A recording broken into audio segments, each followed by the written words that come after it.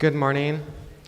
We are beginning with a sponsored dedication today, requested by Alice Peterson in honor of Alan for Valentine's Day.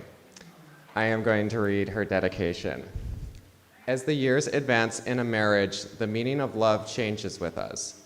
What once conjured images of hearts and flowers is transformed into the opportunity to serve one another.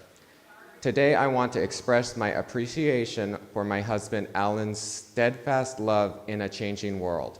What a Wonderful World was played years ago at our wedding. It's a song that reminds us both to celebrate the miracle of nature and the simple joys still present in our world. I carry your heart. I carry it in my heart. E.E. Cummings. Happy Valentine's Day, Alan.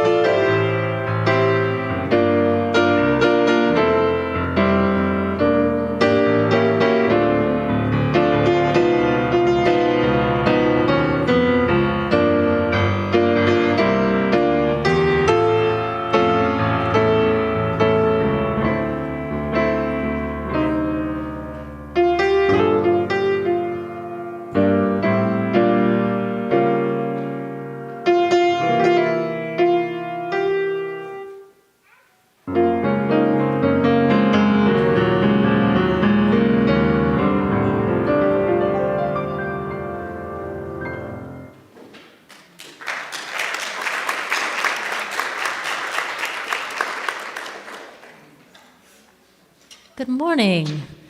My name is Madeline. For those of you who don't know me, it's my pleasure to be here today. Please stand and join me for number 311, Let It Be a Dance.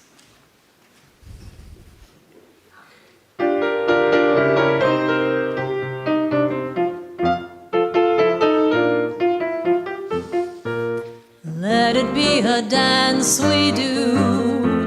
May I have this dance with you through the good times and the bad times too. Let it be a dance. Let a dancing song be heard.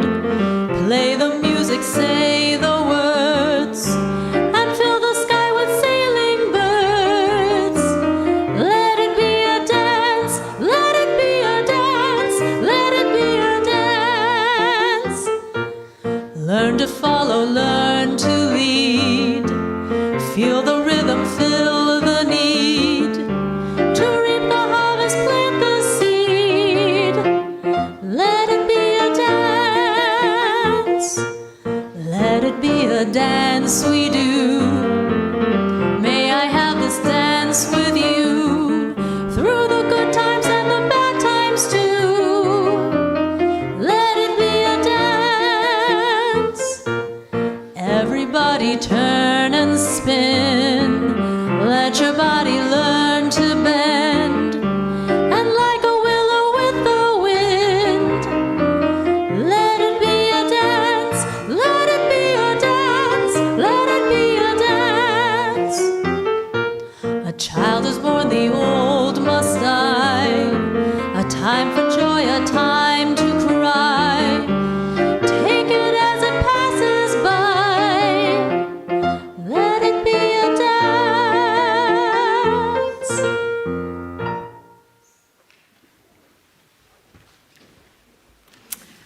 Good morning, and welcome to the Unitarian Universalist Church of Spokane. I'm Lisa Conger, your lay leader this morning. We're glad to have you with us. UUCS is a very welcoming congregation, and we appreciate your unique backgrounds, beliefs, or lifestyle. If you're one of our longtime members or have been here a short time, or if you're joining us today for the very first time, we're delighted to have you with us. Welcome to everyone, and also to those who are streaming our service. It is our mission to join together to create a nourishing liberal religious home and to champion justice, diversity, and environmental stewardship in the wider world, or in short, to create community, find justice, and find meaning and work for justice. I'm sorry, I'm discombobulated. I just have a couple of announcements, 3 announcements. First, a reminder that the Hearts and Souls Valentine's Dance is here next Saturday on February 14th at 7 p.m. Celebrate love, friendship, and community with us. And we could use help with ticket sales, set up Friday, and clean up after the dance. Even a short time makes a big difference. If you have any questions, talk to Nancy Avery. She's standing there in the back, and she's got a little red hat on her shawl. And next Sunday is the return of our monthly potluck at 12:30. And today in the chapel at 12:30 is the poetry sharing circle. And now Jackie has an announcement. Thank you. I just wanted to let everyone know that I'm going to be doing a recital here on March 20th, and I will let you all know more about that as it grows closer. But if anybody is interested in helping me out with welcoming people as they come in the door and watching the hall while I'm tucked away in the sanctuary meditating and getting my Zen on, please let me know, because I'd love to have a helper. Anyway, thank you very much. Thank you. Okay. And before we turn to greet one another, I would like to particularly welcome 2 guests. Madeline McNeil, our former music director, is here.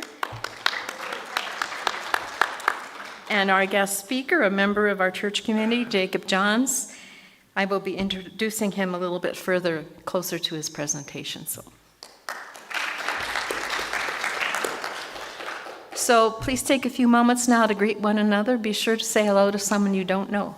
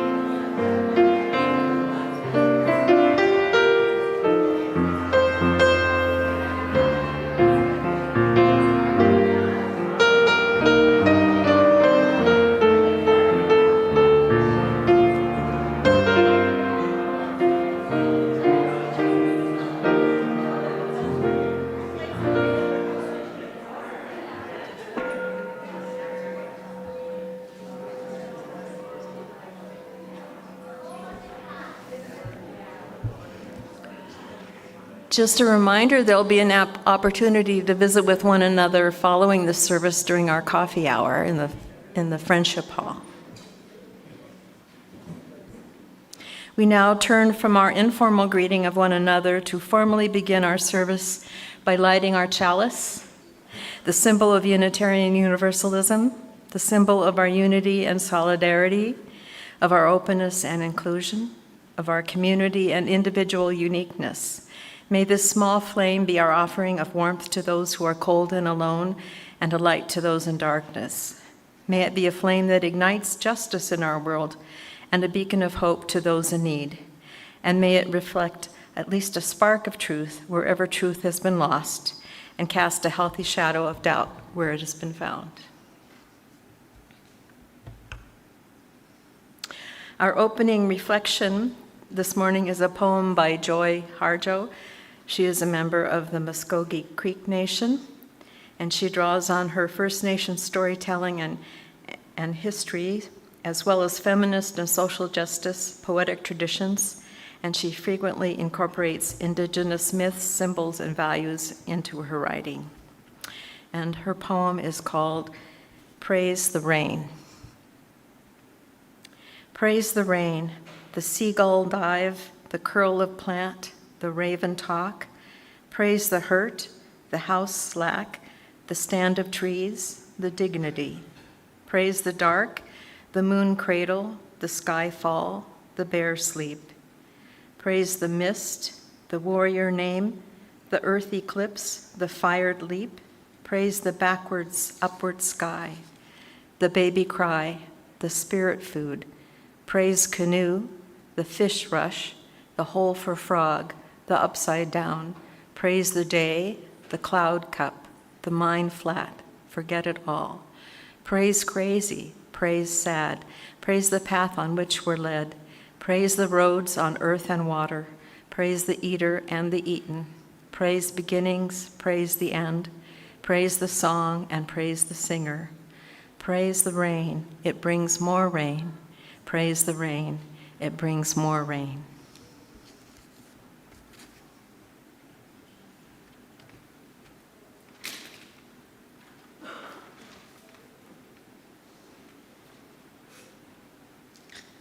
Please stand, join me for number 134, Our World is One World.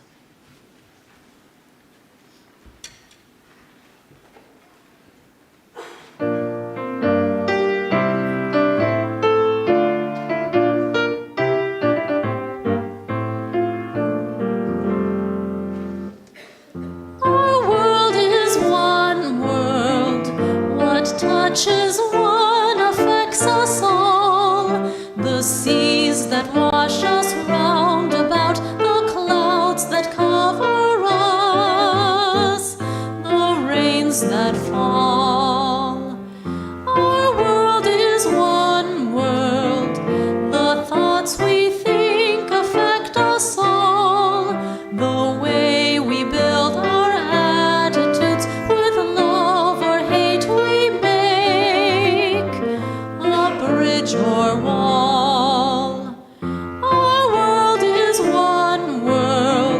Its ways of wealth affect us all, the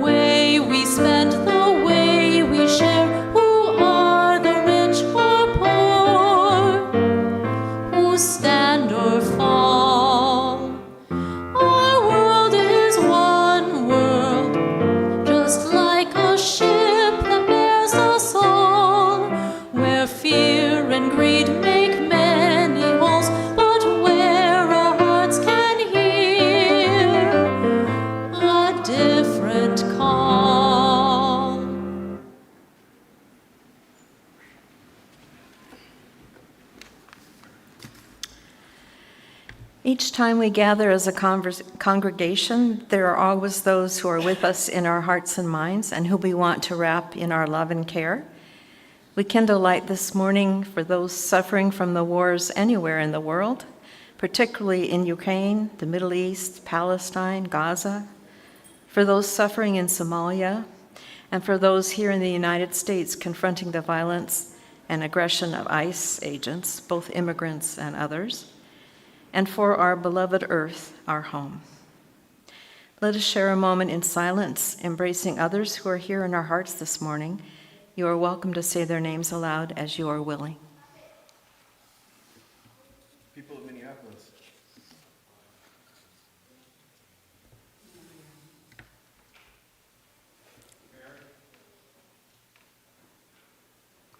Those named aloud and those remembered in the silence, and all those who are suffering elsewhere in our world this hour, we hold in our community of compassion. We now gratefully give and receive this morning's offering, which sustains this community and its mission to the larger world.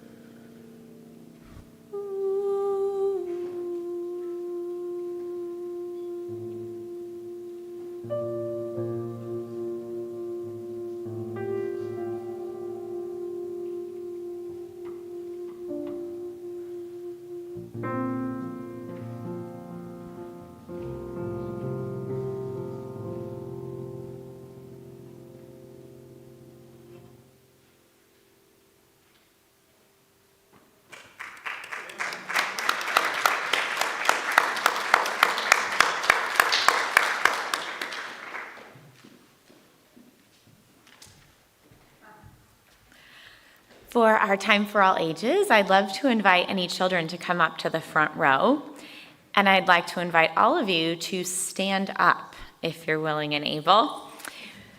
I've got an activity, I guess you'd call it, a participatory chant that I've adapted from something on the UUA. So we'll start with the words. Anytime that we see injustice in the world, usually brings up ideas, we might start talking about it. So we'll start with the words, and then we're going to add on the hand motions. So repeat these words after me.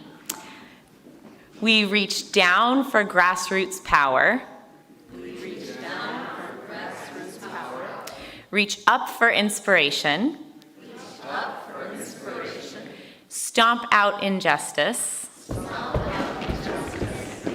and move in the winds of change.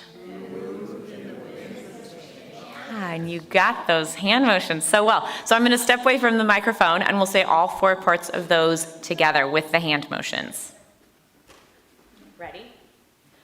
We reach down for grasp and power, reach up for inspiration, stomp out injustice, and move in the winds of change. All right, thank you for participating with me in that story. And now join me in singing the children out for Children's Chapel.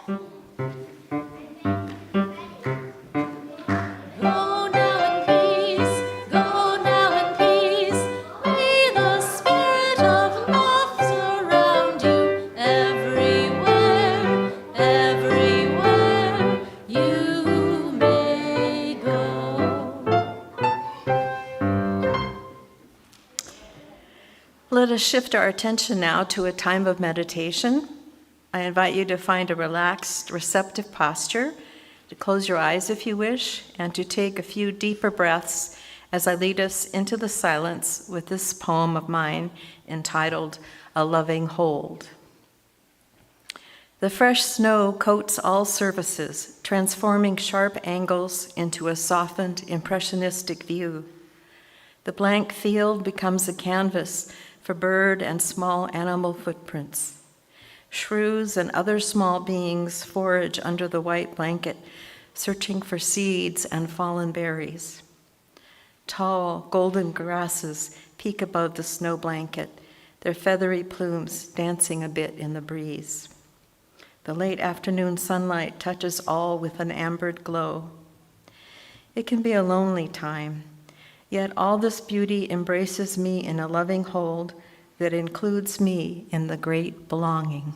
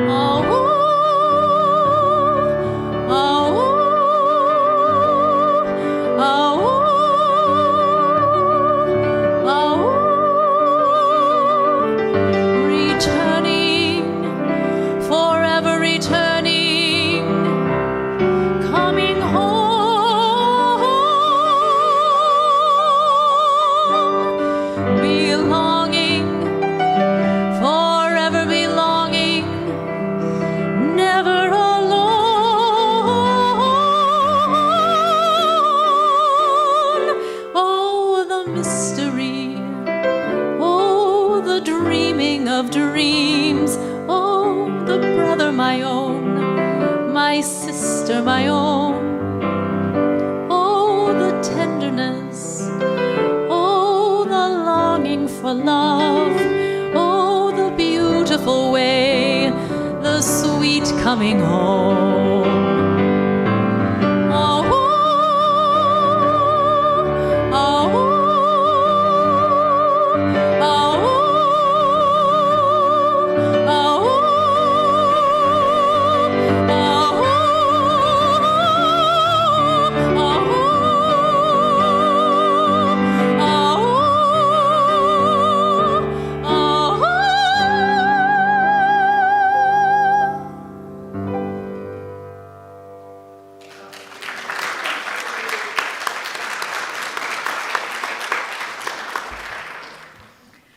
That was incredible. Thank you both so much. It is my great pleasure and privilege to formally introduce our guest speaker, Jacob Johns. He is an international environmental systems strategist and a multidisciplinary artist working to address global environmental issues through policy, culture, and community-based solutions. For the past 4 years, Jacob has spearheaded a Wisdom Keepers delegation, a coalition of indigenous knowledge holders and ancestral wisdom practitioners working to transform international climate policy while cultivating ethical leadership among global stakeholders. Jacob is a member of the Akimal Hopi tribe. He will tell us more in his presentation. Please welcome Jacob to our pulpit.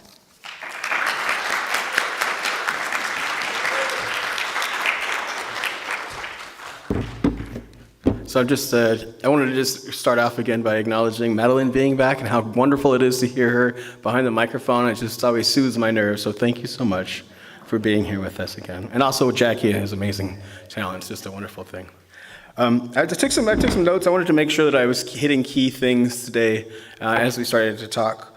So back in 2016, I was working as an organizer for political action committees that were aligned with the Democratic Party here in Washington State.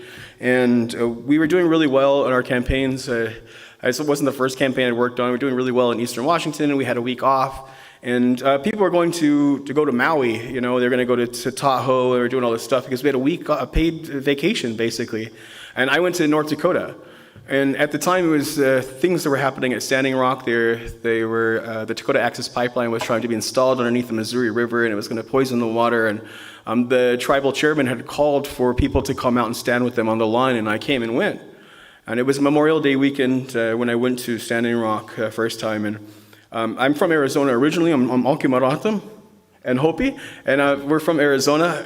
In Arizona, we have a specific drum style, and I was in camp and I heard the drums. I was like, no way, that sounds like home, right? That sounds like home. And then sure enough, the boys from Arizona came up, and they were going down to the original construction site to do a ceremony, a water ceremony. And so I went with them, and this was over Memorial Day weekend, and so there was an injunction in place that was preventing the Dakota Access Pipeline from doing construction over the weekend because there was historical significance sites that were in the path of the pipeline. And so when we went over there to say the prayer, do the water blessing at the original construction site, they said that they're actually doing construction and ignoring the injunction that was taking place. And so we marched down to where they were doing the construction, and the injunction was in place because over 100 years ago, a bunch of women and children were killed by the American government as they were encroaching upon their land. And where those women and children fell, they buried them.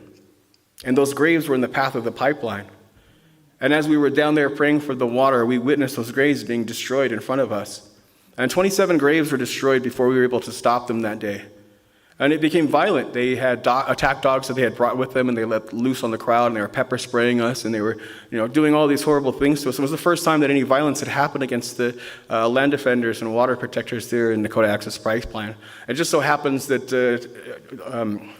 Democracy Now! Was there, and they interviewed me, and here I am, I'm from Spokane, my zip code is, bad time. But it ended up getting, the video went wild, it went off. It got 13 million views in a week. It was violence. He was it was awful what was happening there. And so after I had self-identified on the video, I ended up doing a crowdfunding situation where we raised $5,000 in a week.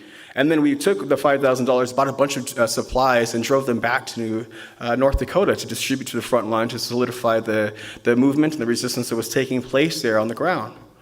While we were there, we were able to work with the tribe and ask the tribe to have the tribe write a letter to ask the city of Spokane for support. So the city council approved support for the water protectors based off of the letter that we received from the Cheyenne River Sioux tribe. And it started this whole thing where it was just nonstop. And we were doing really well in the campaign, and we were successful. And we were actually at the Westin in Seattle celebrating because our campaign was successful, right? We were aligned with the Democratic Party at the Westin in Seattle, and all these campaigns were coming together to watch the election. And then Donald Trump became the president. And they're in the hallways and they're crying, right? The Democrats are losing their minds. And we had won. I did my job, I'm done. And people were devastated. And I thought, this is just a mistake. There's no way that this creature could be our president. And sure enough, the next day was solidified. And so instead of continuing to work for our political action committees, I switched over and went to the Backbone campaign, where they have a program called community-supported organizing. And so a community-supported organizer is basically just an activist who has fiscal sponsorship that does the work full-time and is able to take donations to help cover their cost of living. So after that, I started doing community-supported organizing for the next 9 years. And, it was very small donations, about $5 a month from small people, maybe $300 a month in total that I survived off for almost a decade. And while I was doing there, focusing on local stuff, focusing on regional stuff, it brought me into national campaigns and national movements. The Dakota Access Pipeline was a big national movement, and that actually became an international movement, right? But when we talk about international spaces, it's really hard for us as Americans to really think about the world outside of our own walls and our own fences. It's really hard for us to think that there's a whole other world out there. And it's really hard, I think, for civil society to go into international spaces and see how our government acts in these international spaces as bullies, as obstructionists, as naysayers who inhibit a progressive climate policy that countries have been working on for years. And the United States will come in and say, nah, I'm good. And then China will do the same thing, and Russia and all the other major world's economies will follow suit. And this logical, progressive policy that could have been enacted that would help save millions of lives of human beings on this planet was naysayed by fascism and capitalism. And so as one person who is going into these spaces as a part of a larger group, I'm not with these large organizations. I'm not with 350. I'm not with Greenpeace. I'm just a solo community-supported organizer. And as I was traveling around, I realized that I was just one voice in a sea of noise that was trying to advocate and yell at world leaders to do the right thing. And when I came back from the second time, from my second the conference of the parties, I was jet lagged. I was severely jet lagged. I couldn't sleep. And I don't know if y'all done travel, but the jet lag is the worst for me. And I have perpetual jet lag all the time, and it's the worst. I see you back there with your hand raised. Yeah, I feel you. But the Conference of the Parties is called the COP, right? It's for short. But the Conference of the Parties is the negotiating table for the signatories on the climate accords. So if you are a country that's signed on to the Paris Accord, the Kyoto Accord, any of these climate accords, you go once a year to the Conference of the Parties, and each country will send a delegation team, and they negotiate the inner workings of those climate accords. This has been happening for 30 years. And as somebody who was just one person, I've seen so many indigenous people being paraded around by large NGOs to advocate for whatever their funders sent them for. And it made sense to me that, that all these indigenous people out here advocating for these NGOs, but they're not speaking for themselves. And there were common threads of morality and spiritual connection, but nothing really severe. And when I came back, I was so jet lagged from being in Glasgow for a month and trying to do all these things as one person. And I was meditating. And, if I'm waking up at a specific time, I always make sure that as soon as I wake up, I meditate on the floor for about an hour. And so here I am meditating, and I'm doing this whole thing, and I had this flash that I needed to find people of the same frequency to travel around the planet to sacred sites, to create a network, a new sphere of consciousness that was going to help elevate the consciousness of all of humanity. Right, it's 3 o'clock in the morning, and I'm drinking coffee in my underwear on my kitchen floor. I'm like, what do you mean? Well, 4 hours later, I got an email from a man that I met in Glasgow. And his name was Poovan Moodley. He was the executive director of the Earthrise Collective. And he asked me to join this group of people to travel the world and say prayers at sacred sites. And I told him I knew you were coming. And so I drove down to California to meet with them as they were coming from Giza to Mount Shasta, and they were on their way transitioning to Mauna Kea in Hawaii. And so I went down to see who these people were, because they had asked me to come travel with them to, all these places to pray, to see who these people were. And the experience that I had there was very spiritually significant, and I agreed to continue to travel with these people. We traveled all around the world. I went to Greenland, to the North Pole, to pray for the northernmost part, to China, to Tibet, to Mount Kailash, to Australia, to New Zealand, to Copenhagen. I went to Mount Shasta. We went all over the world. I think the last trip that we took, it was 27 flights and 48 days. And it was a massive whirlwind of going, praying, and praying. And then we came back. And if you've ever had to go through what we had gone through, it was a lot. And these people that I had gone and traveled with and prayed with were very, very, it was like some sort of initiation process. And these people, I asked them after we had done traveling, would you all come together and help me co-create and advance contemporary climate policy at the United Nations? And the folks agreed. And so 4 years ago now, I had formed a loose collective called A Wisdom Keepers Delegation, where we took these cultural leaders and these spiritual people from around the world and all these different traditions to come together for basically co-creating contemporary climate policy that responds to the negotiating tracks at the climate accords underneath the umbrella of the United Nations. I know that's a mouthful, but it's a lot. And when we tried to get people together to advocate, it was very important because we created a policy platform that each one of the delegates, each one of our group, was able to go out and advance in their own country's negotiating teams. So instead of just being one person or one group advocating to one country within the world, we were the world advocating to world leaders. And so after that, we needed money. And the first place we were going to was Dubai in the UAE. And I don't know if you know this, but Dubai is the most expensive city in the world. And I am a community supporter organizer who makes like $300 a month, right? And we're trying to take 8 people all around. At any rate, I believed that this was what I was supposed to do, and I went down to New Mexico to meet with some folks who were doing this grant that I had applied for. And while there, I went to support some local movement spaces that asked me to come out for an all-night prayer vigil. And while there, a right-wing fascist showed up with a gun and shot me in the chest, and I died. And after being shot, but after dying, I've been very open about this, that I met a council of spirits, that I had to examine everything that I had ever done in my life. And I had to feel everything that I had ever made anybody else feel. And it was good. And it gave me enough evidence that I could advocate to come back into my body to continue to be a father to my young daughter who's 13 now and is in RE. And I asked her, I said, can I come? They said it wouldn't be easy. And so I came back into my body and I was torn up. It was a hollow point bullet. It destroyed my insides. It crashed my lungs. It went through my pancreas. It destroyed my liver. It destroyed my spleen, completely removed it. I mean, I had 3 drains in my abdomen that were pulling fluid from my internal organs. I went into a safety pack and in a fanny pack that I carried for 6 months. But when I came to in the hospital, I remembered what I'd agreed to on the spirit side, and I continued to do my obligations. So 2 weeks after I got out of the hospital in New Mexico, I jumped on a plane to go to Dubai to continue to do the work that I had agreed to on the spirit side. 3 years went by. We went to Dubai, we were successful. We went to Azerbaijan, we were successful. And we just came back from Brazil for COP30, where we had switched over from not just being climate advocates in an international group that were advocating for a healthy, just, livable future, but we were also coming into country to support our indigenous sisters and brothers who were not being represented in their own country. And we were able to send $30,000 to help bring 100 of our relatives from the neighboring state of Acre to come to the Conference of the Parties to advocate for the lungs of the planet. And it wasn't just one tribe, 100 members, it was 4 tribes that brought 4 different delegations, including an uncontacted tribe that came from the heart of the Amazon to speak to the world about what's happening when there isn't any television, what's happening in the heart of the Amazon when there isn't any Instagram. And so we were able to bring them up. And maybe I'll ask Todd to play this video.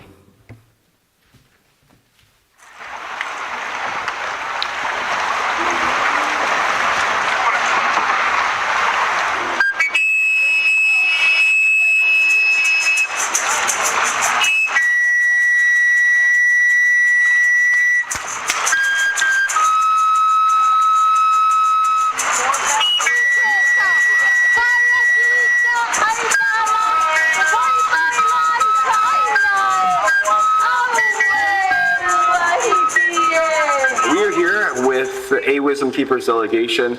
I had a cop. We know as indigenous people that when we enter into other people's territory, we must come in a good way. And so we have brought our relatives from Maui to lead us on a ceremonial canoe paddle up the river here so that we can greet our relatives, the Hurikwin, who we've helped to come up from the heart of the Amazon. We are standing in solidarity with our sisters and our brothers who are defending the planet, defending the lungs of the earth. And we know that we will only have each other if we want to move forward into a new consciousness. That we must find others who are of the same frequency and of the same vibration, who can come together in ceremonial ways and broadcast new energy that is meant to be received by those who will help us elevate and evolve as humanity. And we know that we must come into this territory and ask for permission from the original caretakers of this land. And so this morning, as we wake up before sunrise, we're going to be jumping into these canoes, these Hawaiian va'as, and we are going to paddle up this river, which is the cousin of the Amazon, and ask for permission from our relatives, the Hunikwin, who will gather on the shores and welcome us into this territory. We must do this before we enter into this much important work at the UN COP, as we work together to advance contemporary climate policy that highlights all of indigenous people's needs globally, including our own domestic perspectives. The only way for us to move forward together is to stand in solidarity, and not conceptually, but physically, financially, and spiritually.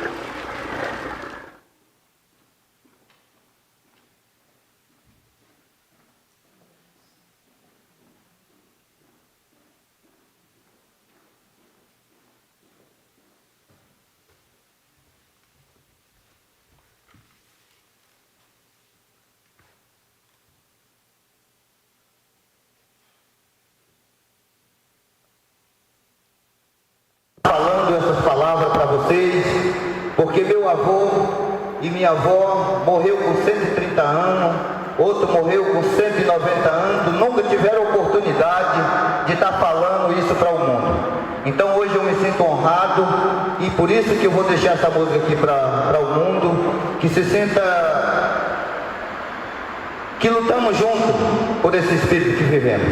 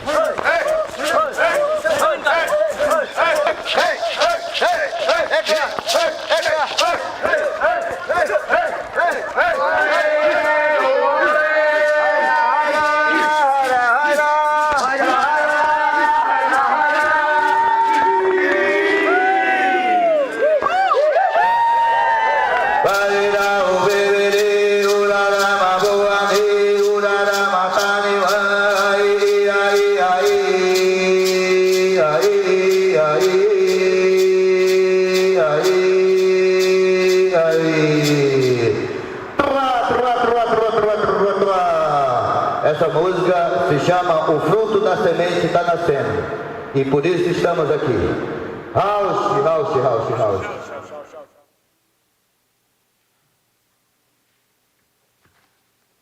Yeah, jingles. The jingles. Jingles. Jingles. Jingles. Jingles. Jingles.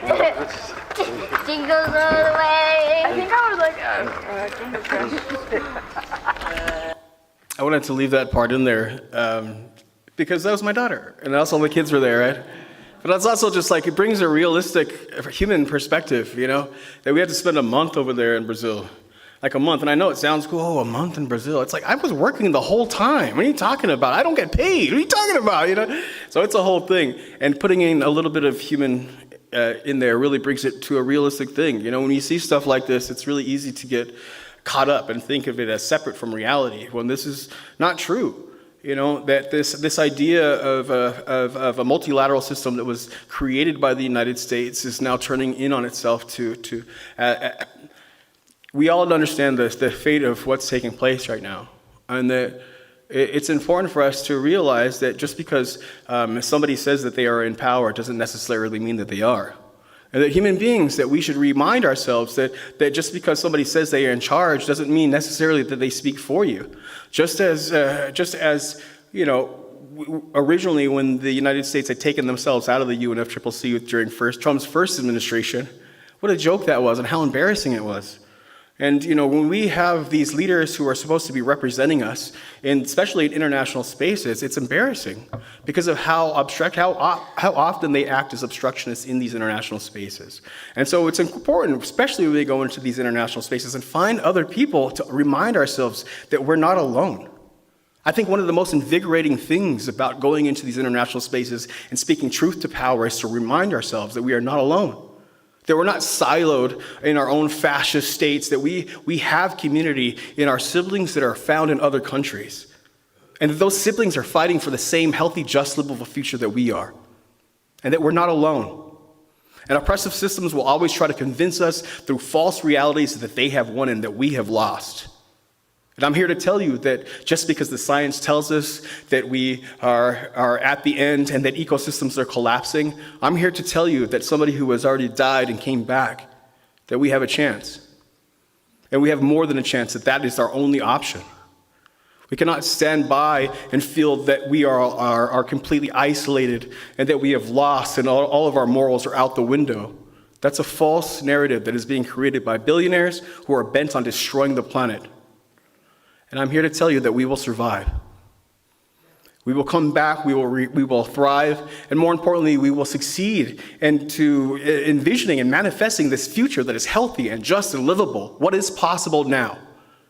And the only way for us to find out what is possible now is by stepping away from this control mechanism, these oppressive systems, and reaching out across borders, across bridges, across separations, and reminding ourselves that we are humanity, and that we are society and we will always win, and that good will always prevail in the face of evil.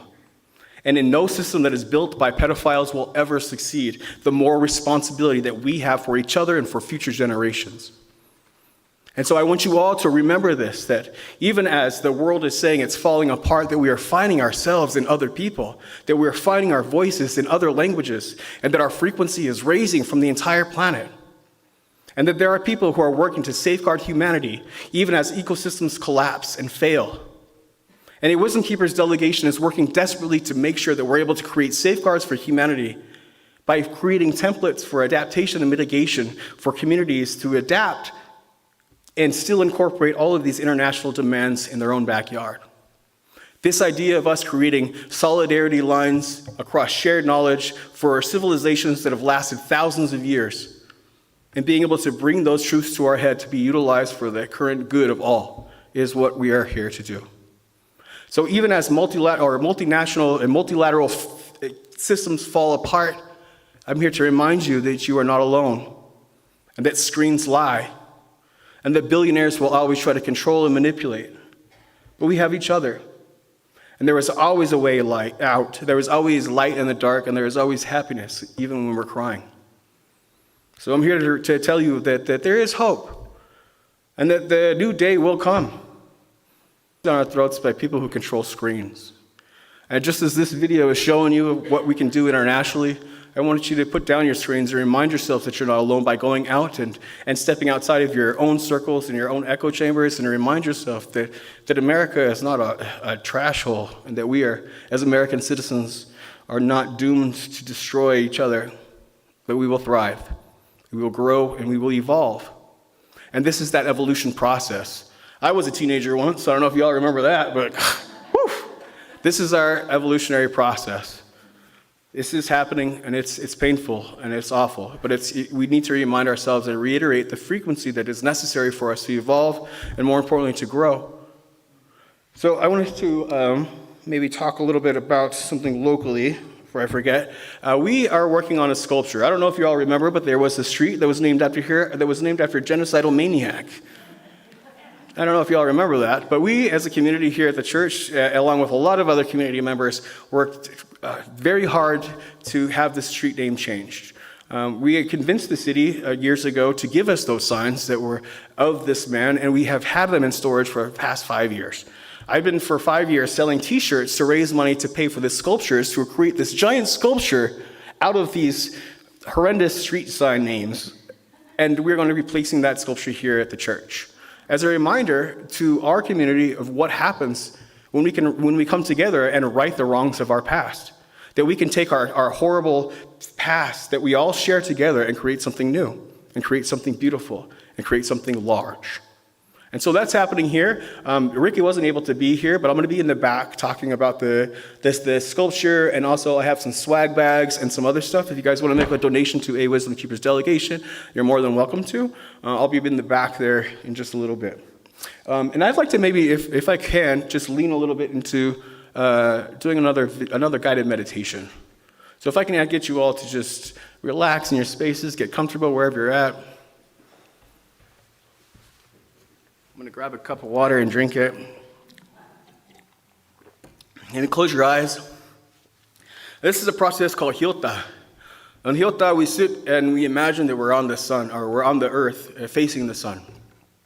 And it's cold and it's dark. And you're sitting in the dark and you're facing the east, and the sun starts to rise. And the first lights of daylight pop up above the horizon, and they touch the crown of your head.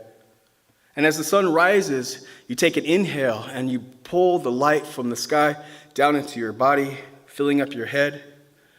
And as you pull the light down, you exchange the light for all of the darkness that is trapped in your head, and you blow it out. As the sun rises, you continue to breathe the light as it pulls it down farther and farther in your body, making your chin and your throat and your chest glow with the divine light of creation. And you blow out the stress.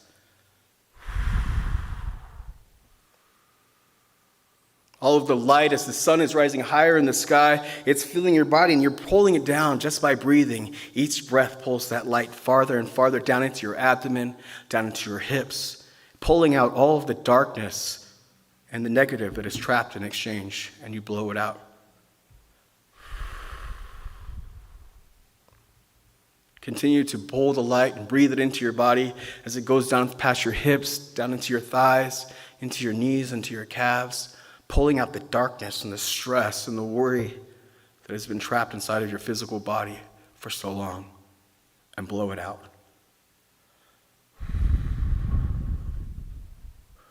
The sun is getting higher, and it's filling up your body. As you breathe it in, it comes all the way through your whole body, out the tips of your toes, until your body is just glowing with divine light that was given to you by creation.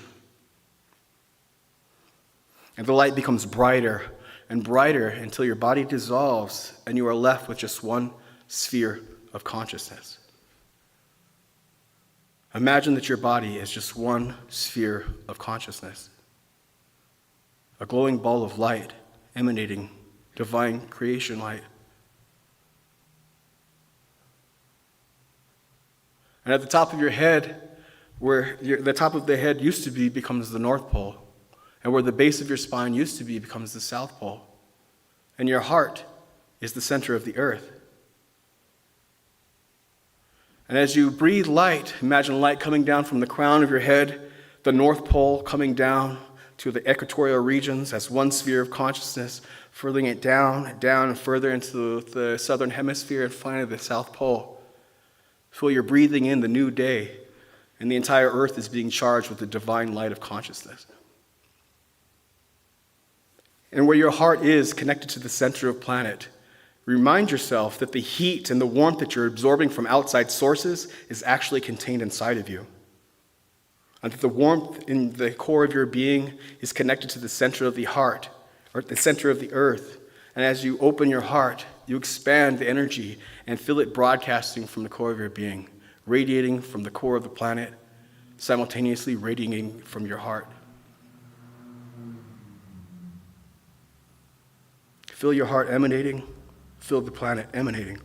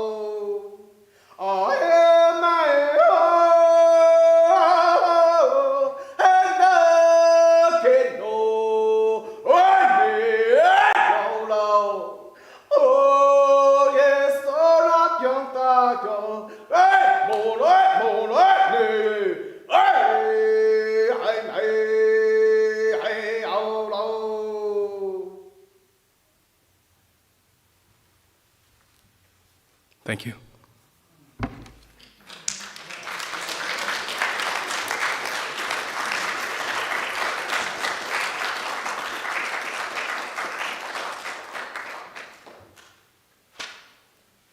So good.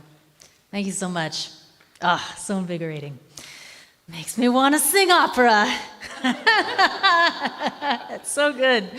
It's just so much energy and passion. I really appreciate it. Let's sing some Blue Boat Home. Please stand. Join me for 1064.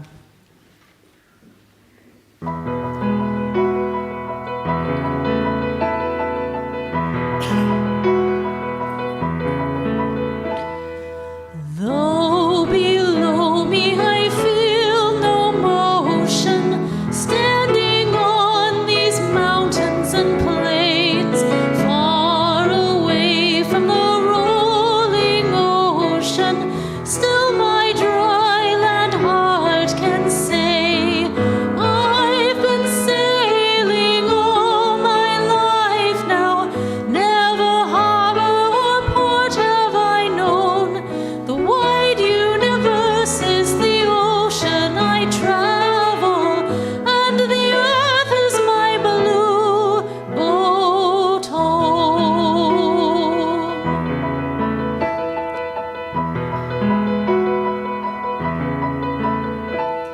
Sun, my sail, and moon, my rudder, as I ply the starry sea, leaning over the edge in wonder, casting questions into the deep, drifting here with my ship's companions, all we kindred pilgrim souls, making a way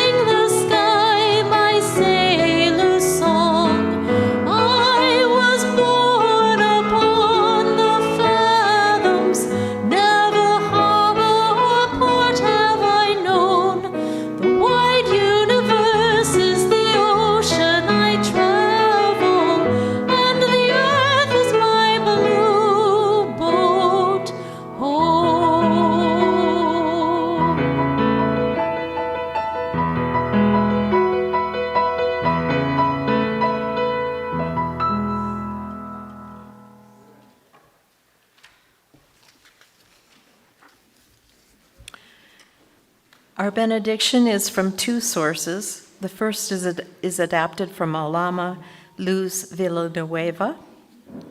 The sacred is not in heaven or far away.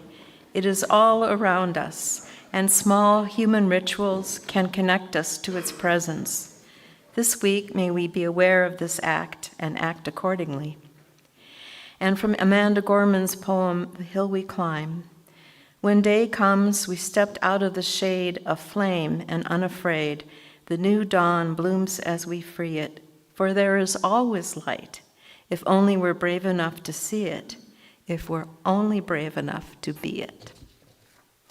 Amen, blessed be, salam alaikum, and shalom.